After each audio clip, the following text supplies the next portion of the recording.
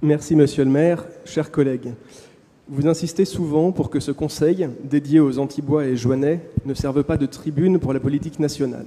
Pourtant, bien que la ville d'Antibes, vous l'avez rappelé, ait pour l'instant échappé aux violences, vous présentez aujourd'hui cette motion de soutien aux forces de l'ordre. Et vous avez raison. Vous avez raison, tout d'abord, parce que l'incident qui a servi de prétexte à ce déchaînement barbare aurait très bien pu arriver chez nous, et il pourrait encore arriver à l'avenir. En effet, depuis plus d'un an, nous avons alerté sur la montée de la délinquance perceptible à Antibes, qui se traduit entre autres par de trop nombreux refus d'obtempérer face à nos policiers, tant nationaux que municipaux. Un refus d'obtempérer qui tourne mal, cela pourrait donc aussi arriver chez nous. Vous avez également raison d'aborder ici cette question nationale, parce qu'il est essentiel que les policiers et pompiers qui assurent notre sécurité au quotidien, parfois au péril de leur vie, sachent qu'ils peuvent compter sur notre soutien sans faille. Pour accomplir leur mission sereinement, ils doivent être certains qu'ils ne seront pas lâchés et sacrifiés comme boucs émissaires par les personnes qu'ils servent. Oui, vous avez raison.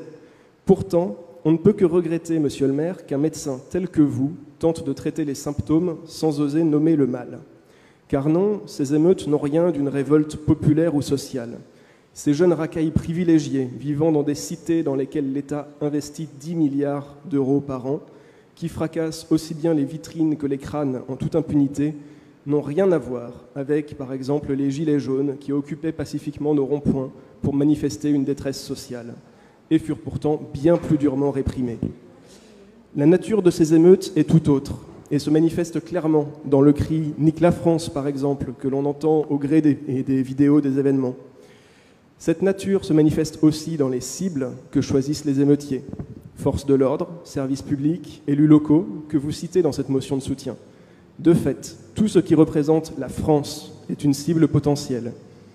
N'en déplaise au ministre de l'Intérieur, ces émeutes sont le réveil brutal d'une haine de la France venant de populations communautarisées ayant rejeté le modèle d'assimilation français. Ce n'est qu'en identifiant ce mal que l'on peut se donner une chance d'y remédier. Et si ce remède passera, entre autres, par l'éducation, comme vous l'évoquez, il passera avant tout par la fin du laxisme judiciaire pour les émeutiers, par un refus strict de l'immigration clandestine et la fin de la folle politique d'immigration massive sans distinction qui nous a conduits à accueillir sur notre sol les gens qui nous haïssent. Faute de quoi, nous aurons beau manifester tout notre soutien aux forces de l'ordre, aux services publics et aux victimes de toutes ces agressions, comme nous le faisons aujourd'hui, ces violences seront appelées à se répéter encore et encore. Merci.